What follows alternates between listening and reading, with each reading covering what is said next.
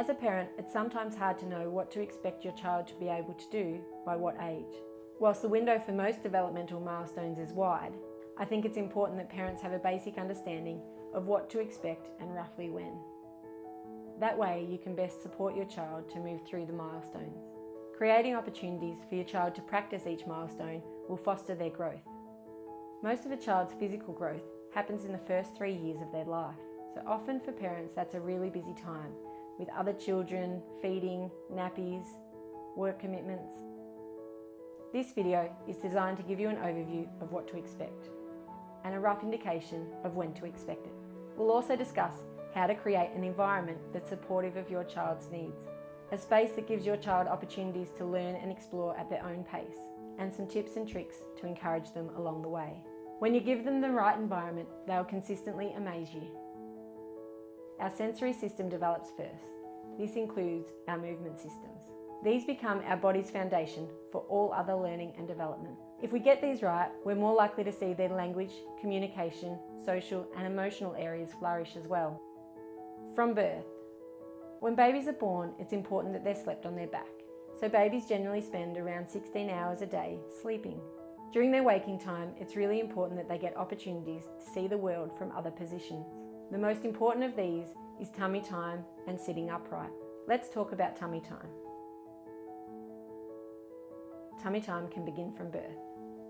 Tummy time helps us develop our core strength, which is necessary for everyday tasks like sitting, standing, tying our shoelaces, using a knife and fork, and handwriting. For more information and ideas on how to give your child enough tummy time, check out our tummy time video.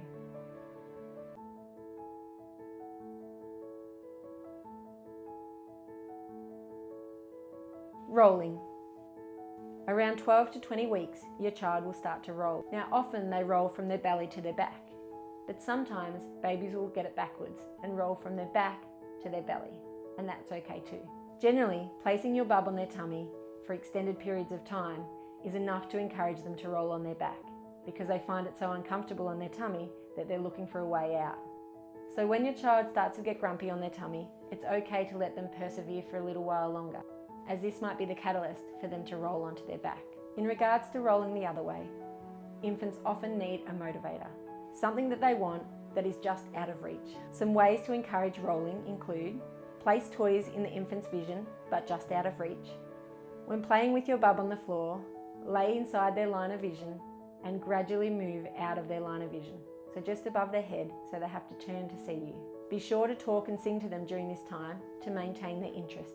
You can also move some bright, shiny or noisy toys past their face.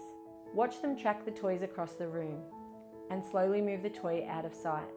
This is sometimes a catalyst for them to turn their head and to roll. Another great way to encourage rolling is to bend your child's knees to their tummy and gently rock them from side to side.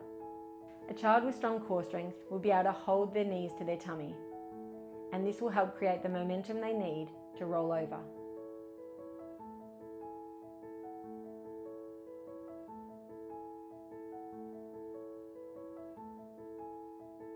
Sitting. Around 6 months, your baby will start to want to sit up. You'll notice them start to become more nosy. They'll want to be included in what's happening around them, and they'll need 2 free hands to enable them to explore their environment. To encourage sitting, start by sitting them in your lap with your legs crossed. You can progress to sitting them in your lap with your legs in a V position. Make sure their bottom is on the ground. Once they are holding themselves upright and not falling forward, you can sit them by themselves with some pillows around their back. Make sure their legs are positioned in a V shape to give them stability. Gradually, you'll be able to move the pillows that are beside them and just leave the ones at the back. This way, as they start to lose their balance and fall to the side, they'll be able to place their hand out to stabilise themselves. It's important to encourage this self-correcting behaviour and to intervene as little as possible.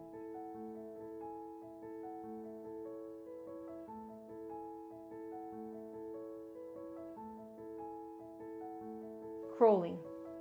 Around the same time as your child starts to sit, they'll be looking to get on the move. You'll notice during tummy time that they start to do a bit of a Superman pose more often. This is to strengthen their core. From here they'll start to do some planking, and this will progress into them tucking their knees up under their tummy. You can support them with this by placing your hand just behind their heel and gently placing pressure on their heels to help them leverage and get their knees up under their tummy.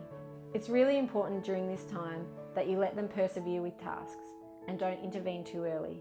Place motivating toys slightly out of reach and hop on the ground with them to coax them forward and to get them looking at you. Whenever possible, give them the opportunity to be on the ground without their nappy on. Being on the ground without their clothes on gives them the freedom and flexibility to be able to move and explore their environment.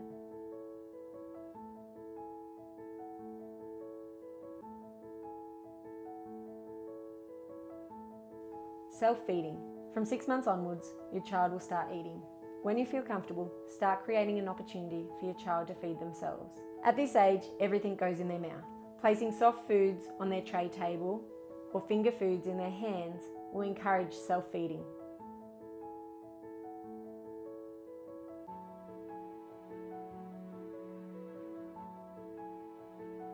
Walking.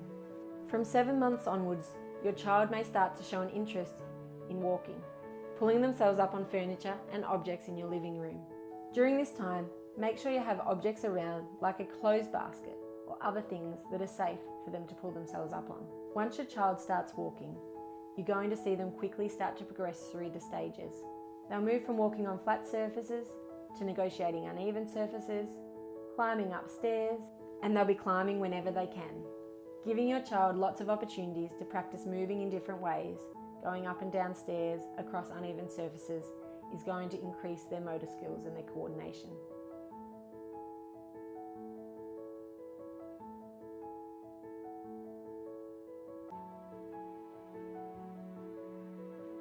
Between the ages of 1 and 3, your child will be able to jump. They'll start by jumping on the spot like a kangaroo, then progress to jumping off objects, and eventually jumping over objects. By the time they're 4 or 5, they should be able to jump over objects on the run. Around the age of 3, they should be able to balance on one leg for about 3 to 5 seconds. By the time they're 4, they'll begin hopping on one foot, and by age 5, they should be skipping.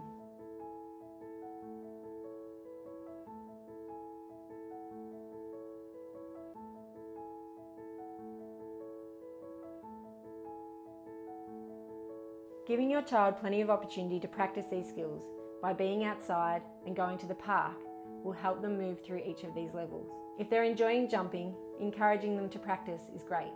One of the best ways to support your child through these developmental levels is to give them lots of opportunity to practice crawling. Crawling improves their core strength and develops the muscles in their upper body. For more ideas and ways to support your child to develop their motor skills, check out some of our other videos.